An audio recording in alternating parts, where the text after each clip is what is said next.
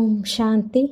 சிவத்தந்தை ஞான வைரத்துளிகள் 24/3/2026. இனிமையான குழந்தைகளே, நீங்கள் இல்லற விஷயங்களில் இருந்து கொண்டே தாமரை மலர் போல் தூய்மையாக வேண்டும். ஒரு தந்தையின் வழிப்படி நடக்க வேண்டும். எந்த விதியையும் மீறிய சேவையையும் செய்யக்கூடாது.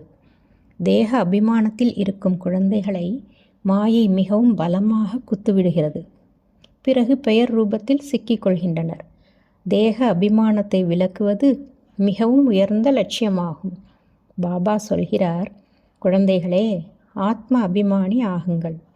எப்படி தந்தை கீழ்ப்படிந்த சேவகனாக இருக்கிறாரோ, எவ்வளவு அகங்காரமற்றவராக இருக்கிறாரோ, அதுபோல் அகங்காரமற்றவராக ஆகுங்கள். எந்த ஒரு அகங்காரமும் இருக்கக்கூடாது. நீங்கள் உங்கள் இல்லற விஷயங்களில் இருந்தபடியே தாமரை மலர் போல் தூய்மையாக இருங்கள். நீங்கள் வீட்டில்தான் இருக்க வேண்டும். தூய்மையாக ஆவது மட்டுமே நீங்கள் செய்ய வேண்டியதாகும். நீங்கள் வீடு வாசலை விட்டு விடுங்கள் என தந்தை ஒருபோதும் யாருக்கும் சொல்வதில்லை. இது உங்களின் பல பிறவிகளுக்கும் கடைசி பிறவியாகும்.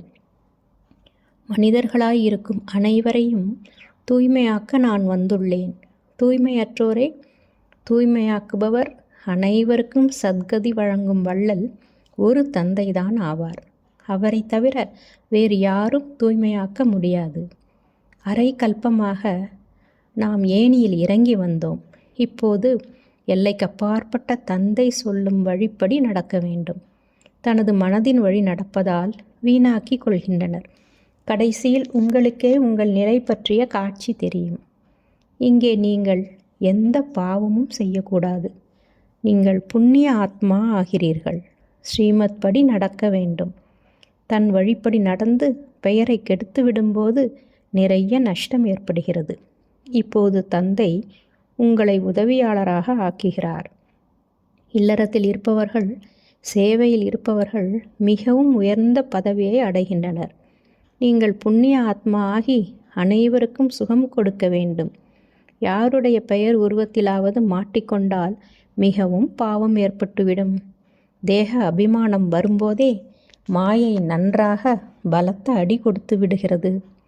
தேக அபிமானத்தை விடுவது என்பது உயர்ந்த லட்சியமாகும். இப்போது தந்தை முழு சிருஷ்டியின் இரகசியத்தை பற்றி புரிய வைக்கிறார். குழந்தைகளே, ஒரு பாவமும் செய்யக்கூடாது. இல்லையென்றால் 100 மடங்கு தண்டனையாகிவிடும். என்னை நிந்தனை செய்ய வைத்தால் பதவி கீழானதாகிவிடும். மிகவும் கவனம் வைக்க வேண்டும். தனது வாழ்க்கையை வைரத்துக்கு சமமாக ஆக்குங்கள். இல்லாவிட்டால் மிகவும் வருந்துவீர்கள். தலைகீழாக செய்த கர்மங்கள் உள்ளுக்குள் அரித்து கொண்டிருக்கும். நல்லது. மன்மனாபவ. தன்னை ஆத்மா என உணர்ந்து ஆத்மாவின் தந்தையான பரமாத்மாவை அன்போடு நினைவு செய்தால் ஆத்மாவில் இருக்கும் 63 ஜென்மங்களின் பாவ கர்மங்கள் அழிந்து போகின்றன. ஓம் சாந்தி.